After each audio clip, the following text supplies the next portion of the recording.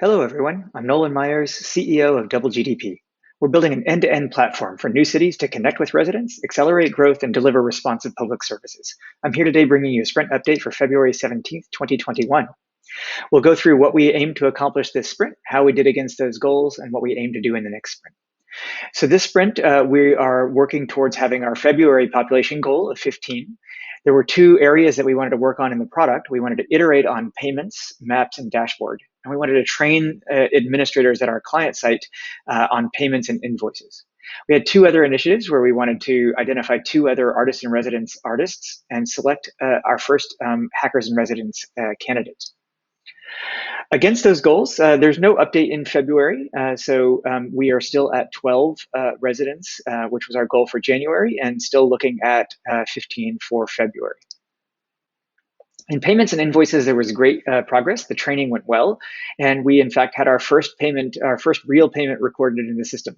It may be a little anticlimactic looking at it here because I have to blur out all of the information, but it's very exciting to us to see the system in use, and that is how we get great feedback from our users and make the system better. A couple of other nice things around payments. We added workflow support so that the making of a payment can actually trigger other actions in the system, which could be a confirmation email or a task for an administrator to follow up and congratulate the person on completing a payment, for instance. We expanded the types of payments that are supported, so we now have a variety of different payment options that we can record, and we are now auto-generating invoice numbers, a nice bonus for the administrators not to have to type something in. On maps, we now have the ability to associate a plot with an individual person, where we can have details around that plot, the ownership of it, the valuation history. So this is turning into a plot registry now that the city can be using. And that also is integrated nicely with the payment plan, so a plot can have a certain set of payments associated with it. And we did make some progress on an area that we hadn't committed to around having a construction pipeline dashboard. So internally, we've been using a tracking mechanism to help see the stages of pipeline for construction. And we're now bringing that into the application so that this report can be generated automatically. So you can see here on the right, the sub-status associated with these various stages.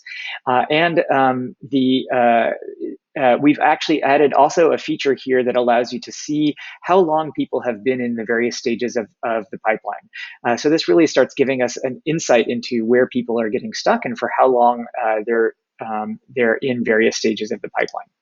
That will actually help us track the duration of people staying in different stages of the pipeline and encourage people to be taking the next step.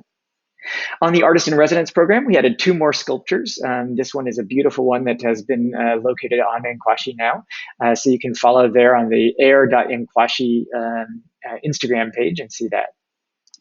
On the next sprint, we will expect to get to our February goal of 15 residents.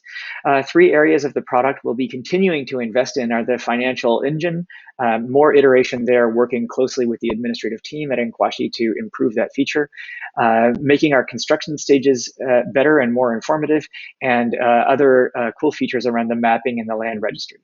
We'll hope to move in 3 artists and select our first HIR candidate, which we did not get done in this sprint, but is still the goal for the next sprint. That's it for today. Thank you very much, and I'll look forward to seeing you in 2 weeks.